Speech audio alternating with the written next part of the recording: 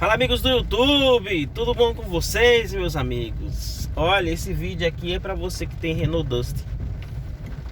Tem um barulhinho chato, né, na suspensão. Eu creio que o seu mecânico já deve ter dito, olha, a caixa de direção tá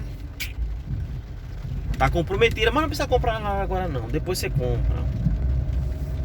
Olha, meu amigo, o Renault Duster ele tem um problema crônico, meu filho. Problema crônico na suspensão dele. Em tempos e tempos você tem que estar fazendo manutenção. É igual ao Gran Siena. A Gran Siena também tem um problema crônico. Eu digo porque eu já tive um Gran Siena e tem um problema crônico com relação à suspensão também. Mas é coisa assim, não é cara não, é besta. Então o que você vai fazer nesse caso do Renault Duster?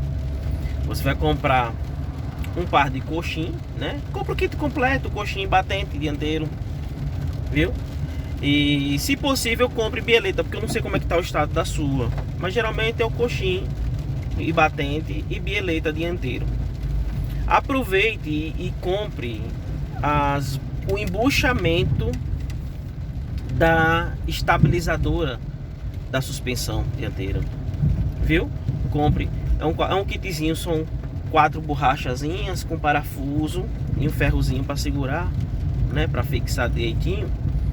E aí você compra esse kit, ele é mais ou menos R$34 no Mercado Livre. Então é bacana, muito bom, gente. Você compra esse kitzinho e o kit de batente com coxim é em torno de R$100, 100, 130, viu? E se você for comprar com bieleta e tudo certinho, sai R$140. Aí R$140 com 34, então para um carro do porte do Renault Duster é barato. Até para outros carros, né? Porque você sabe que a mecânica do Renault Duster é praticamente a mesma mecânica do Sandero. Então é uma mecânica que já foi cara, hoje é barata. Então cabe no orçamento aí, viu? Uma dica de ouro para vocês. Faça isso que vai resolver. Pode ter certeza. Vai ficar filé o seu carro.